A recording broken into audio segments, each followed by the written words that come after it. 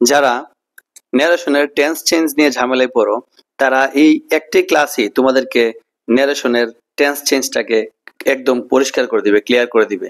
কোনো রকম ঝামেলা থাকবে না।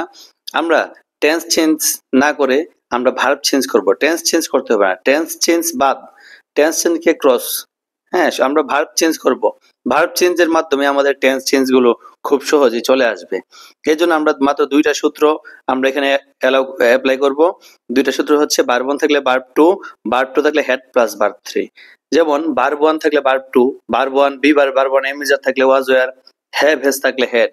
অপরদিকে ভার্ব টু যদি থাকে তাহলে হেড প্লাস ভার্ব থ্রি করব। ওয়াজ ওয়ার থাকলে হেড বিন, হেড যদি ভার্ব টু হয় তাহলে had plus verb three had had. তাহলে শ্যাল উইল থাকলে শুড উড লিখবো, ক্যান থাকলে কুড লিখবো, মে থাকলে মাইট লিখবো, মাস্ট থাকলে হেড টু লিখবো।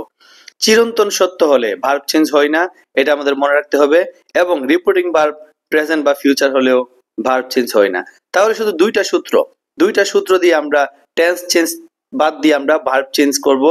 ভার্ব চেঞ্জ করতে গেলে আমরা ভার্ব ওয়ান থাকলে ভার্ব টু করব এবং ভার্ব টু থাকলে আমরা হেড প্লাস ভার্ব থ্রি করব। তাহলে আমাদের কষ্ট করে আর টেন্সের স্ট্রাকচার শিখতে হবে না, আমরা ভার্ব চেঞ্জের মাধ্যমেই আমরা ডিরেক্ট থেকে ইনডিরেক্টে রূপান্তর করতে পারবো।